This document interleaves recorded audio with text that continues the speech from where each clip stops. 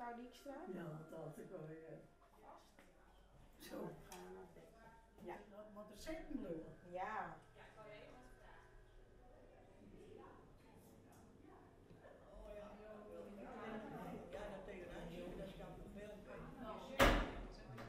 Allemaal blij, dan gaan we nu naar de koffie. Met allerlei creatieve oplossingen en het met elkaar gevoel wat hier toch wel heerst binnen deze locatie, lukt het ons nog steeds om zaken wel rond te krijgen. Daarnaast werken we nog wat samen met de andere collega's in de regio en het lukt nog steeds om de boel rond te krijgen, maar we merken wel dat het steeds lastiger wordt.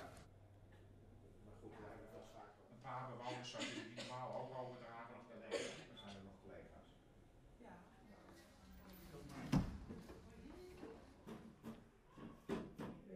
Ik ben ondertussen wel bezig met mijn rijbewijs.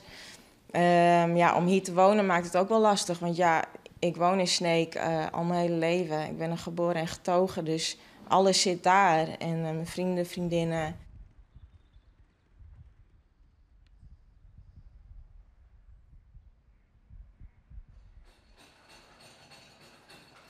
Die denkrichting hebben we absoluut niet. Wij willen heel erg graag aanwezig blijven in de dorpen. Maar we moeten dus op een andere manier denken van hoe krijg je toch die betrokkenheid bij de huizen op het platteland.